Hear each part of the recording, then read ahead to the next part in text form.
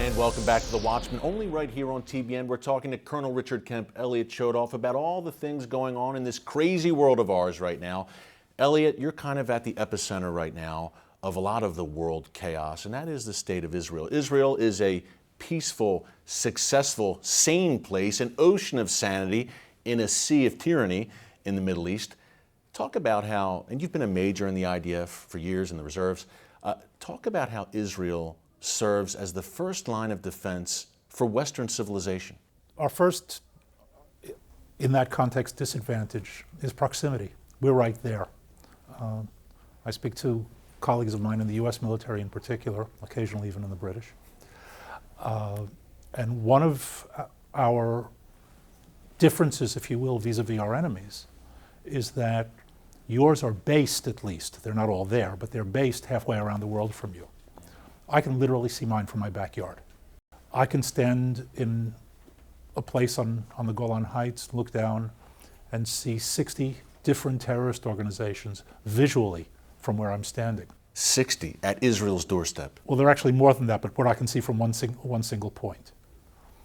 From that same point, I can see Al-Qaeda in one direction and Hezbollah in the other direction, 180 degrees away, one in Syria, the other in Lebanon. So these people aren't a one-fare zone from me, they're walking distance. And quite literally. Literally. And what that means is that we're dealing with people who've sworn to wipe out the West, who've sworn to wipe out America, and certainly sworn to wipe out Israel, who are coming to us first, not necessarily because the hatred is any greater, but rather because of proximity and just the ease of getting to us. And having the fertile ground of a Lebanon, a Syria, a Sinai, a Gaza to operate in, whether it's out of affinity or simply because of the chaos. I mean, the Syrian border today is filled with terrorists, not because Assad is permitting it, but because rather he can't prevent it. And the chaos there is working to their benefit. So in that sense, we're fighting all of these groups directly across from us. They're testing their methods. They're being trained either directly or indirectly by America's and Israel's enemies, Iran being the most obvious. Today, a Hezbollah fighter, frontline fighter, is trained in Iran to the same amount of time, I won't say to the same standards, as an Israeli infantry soldier. These are the groups that we're facing, and not surprisingly, these are the same people who are showing up in Europe, in the United States periodically. And folks, as Elliott is talking, I'm reminded that Israel is the size of the state of New Jersey, but bloody borders on every side. And Colonel Kemp, one of those borders is along the Gaza border where Hamas lives, breathes, and rules. What's the nature of the Hamas threat right now? Are they rearming in a major way?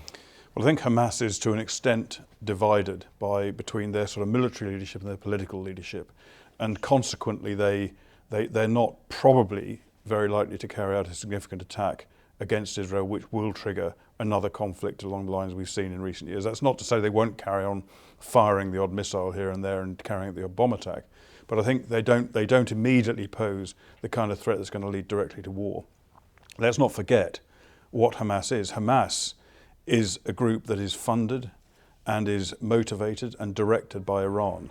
Now, they have had problems with Iran in recent years, and they're not Iran's favorite child. Palestinian Islamic Jihad, the other terrorist group working alongside, or one of the other terrorist groups working alongside Hamas in Gaza, yeah, they're also funded by Iran. Iran is desperate to use these and other terrorist groups to attack and eventually to annihilate Israel. And we should not forget that is the hand behind these. They're willing friends, yes, the Hamas and Palestinian Islamic Jihad and others, but it's Iran's hand and Iran's money that's behind it, a lot of it.